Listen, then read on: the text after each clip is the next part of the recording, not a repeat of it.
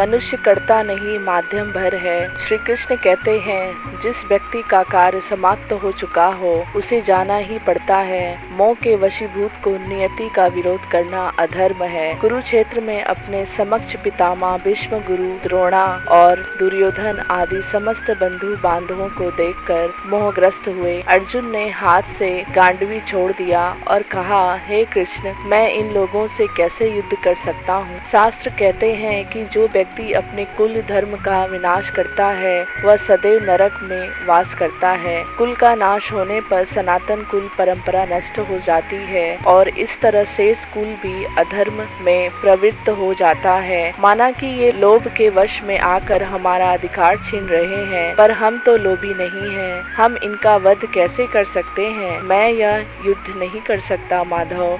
मैं पितामह भीष्म और गुरु द्रोण जैसे पूज्य व्यक्तियों पर बाण कैसे चलाऊंगा? भले दुर्योधन आदि मुझे नियति को मार दे, पर मैं युद्ध नहीं करूंगा। कृष्ण मुस्कुराए। वे अर्जुन के मोह को समझ रहे थे, क्योंकि यह मोह केवल अर्जुन के हृदय में नहीं उपजा था, बल्कि यह मोह समस्त मानव जगत के हृदय में बसता है। कृष्ण ने कहा, हे अर्जुन, व्यक्ति को अपना कर्तव्य वर्तमान परिस्थितियों के आधार पर तय करना चाहिए। इस युद्ध भूमि के बाहर तुम पांडव पुत्र अर्जुन हो, पर युद्ध भूमि में तुम केवल और केवल एक सैनिक मात्र हो। यहाँ तुम्हारा एक ही कर्तव्य है, युद्ध। तुम्हारा युद्ध छोड़ना अपने कर्तव्य की अवहेलना है, जिससे बड़ा अधर्म संसार में कोई नहीं। महत्वपूर्ण यह नहीं कि सामने कौन खड़ा है, महत्वपूर्ण बस यह है कि तुम योद्धा हो और तुम्हें अपना धर्म निभाना है। युद्ध क्षेत्र में खड़ा व्यक्ति यदि सहिष्णु हो जाए तो वह अपने राष्ट्र, धर्म और संस्कृति तीनों के लिए घातक होता है। अर्जुन ने कहा, हे केशव, यह कार्य मैं ही क्यों करूं? मेरा कर्तव्य इतना कठोर क्यों है कि वह मुझसे मेरे परिजनों का वध कराना चाहता है? श्री कृष्ण बोले,